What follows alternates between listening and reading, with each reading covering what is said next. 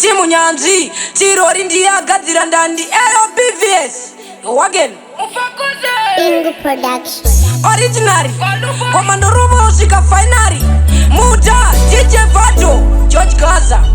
Iwago Pandinoko na vano bata mshonga Pandino zeta pezi iwo vano poronga Diri kudenga vano da kunkromora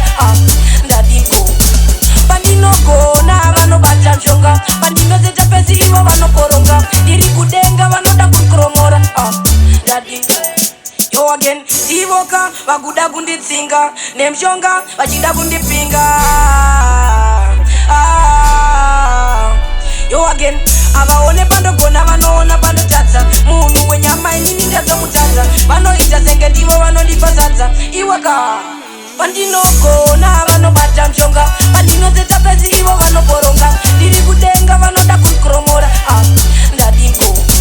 pandinogona vanobata mshonga Pandinozeta pezi ivo vanoporonga Ndiri kudenga vanoda kunkromora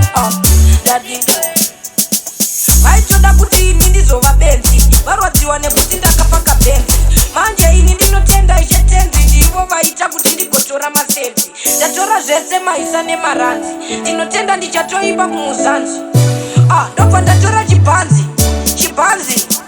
pandinogona vanobata mshonga pandinozeta pezi ivo vanoboronga ndiri kudenga vanoda kunkromora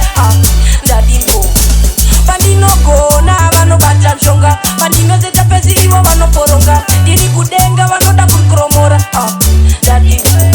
yo again Divoka vaguda kunditsinga nemshonga vachida kundipinga yo again avaone pandogona vanoona pandotadza munhu wenyama inini ndadzomutadza vanoita senge ndivo vanondipazadza Iwaka